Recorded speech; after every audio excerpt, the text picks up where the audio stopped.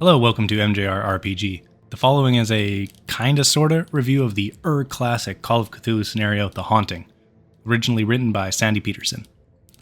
The review is a bit short because everyone and their dog and their dog's dog has already written reviews for this. This is more a collection of additions I made to the spooky house. As always, the second bit of this review is full of spoilers, so I'll warn off anyone who somehow has not played The Haunting yet. Also, apologies for my voice, I have a endless cold. In short, The Haunting is a classic beginner scenario for a reason. It's an investigation and spooky house exploration scenario that can set the tone for a future Call of Cthulhu career, but also missing out on a few of the personal connection and role-playing hooks that newer beginner scenarios place more emphasis on. There's not a whole lot to say about The Haunting that hasn't already been said 100 times elsewhere.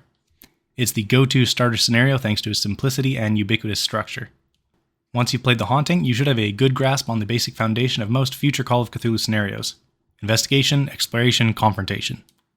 This does mean that playing other scenarios first before coming back to The Haunting can leave it feeling a bit anemic, as scenarios have had 40 years to build off it.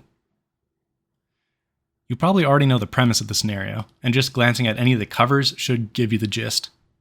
The investigators are tasked with exploring a spooky house. That's basically it. If you played a horror game or even seen a horror movie, you should know what's going on, but with a bit of a Call of Cthulhu spin. Players completely new to Call of Cthulhu will get the chance to learn the orthodox process of pilfering libraries and newspapers for spooky information, going to the spooky place, and doing the spooky thing. A fine process that can repeat hundreds of times afterwards, and as I've said before, if you've already done this a few times beforehand, The Haunting might fall a little bit flat. But if this is a group's first foray into an orthodox full-size scenario, as in not a bite-sized Gateways to Terror or Seeds of Terror scenario, it's hard to go wrong with The Haunting. The Haunting is available for free in the Call of Cthulhu 7th edition Quick Start rules, found in many places. Just give it a Google. The following bit is full of spoilers, so if you haven't managed to play in The Haunting yet, I would stop here. Again, you can find 100 reviews, game journals, and actual plays for The Haunting. In a very small nutshell, investigators are tasked with investigating a spooky house. They first optionally poke around for some information, discovering the house is indeed quite spooky. They go into the spooky house and get accosted by furniture. Finally, after dealing with a spooky knife and spooky rats, they find the biggest spooky of all, an old undead wizard bricked up in a wall, and the fight is on. Or they can run away. It's good fun and something of a rite of passage for keepers to maim or kill a newbie investigator with a flying bed. The rest of this review, big ol' air quotes around that, will be mostly in just additions I made to make the spooky house spookier. Mostly ideas nabbed from various comment sections and forums. I do have one suggestion though. If playing with beginners, make the initial investigation section as short and as simple as possible. The investigators have the opportunity to visit 4 different locations, chat with multiple NPCs, and gather 9 handouts. But in the end, they only really get one piece of pertinent, actionable information, as well as one big red herring in the form of the Chapel of Contemplation.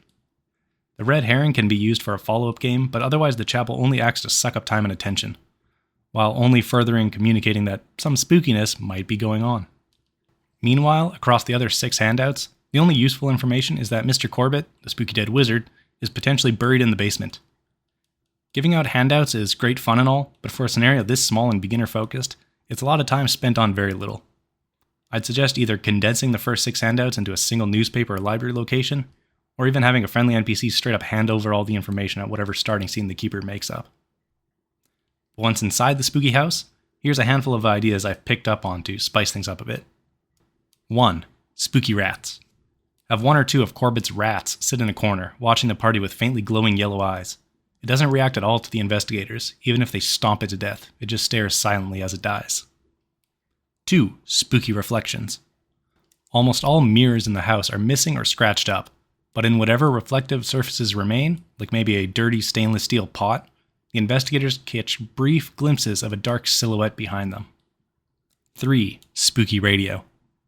A radio suddenly turns on, blaring an old song.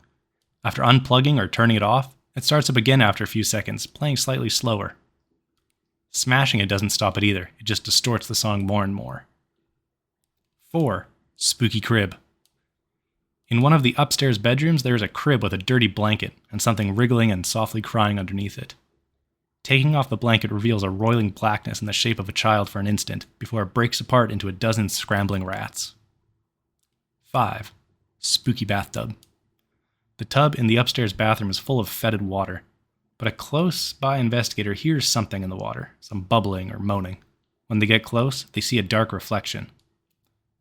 Do a opposed POW roll against Corbett, and on a fail, the investigator is pulled into the filthy water. To anyone watching, it looks like the investigator shoved their own head into the water. Other investigators can pull them out with an opposed strength roll against the drowning investigator. And of course, sprinkle sand rolls throughout here as needed. Everything else in the spooky house is pretty straightforward. Make sure to use, or not use if you want to be easy on investigators, Corbett's Dominate spell. Any investigator that brought a firearm then becomes a massive liability, and it's always fun to give a new player the memory of gunning down one of their teammates in their first game. While other spooky house scenarios, such as the Cracked and Crooked Manse, have a bit more shine while still fulfilling the same beginner investigation role, the Haunting is still perfectly serviceable, and it's worth it just to let players join in on the death by bed experience. Again, the Haunting is free in the quick play rules, available all over the place. Thank you for listening. As always, credit to CryoChamber for use of their album, Cthulhu. Till next time, have a good one.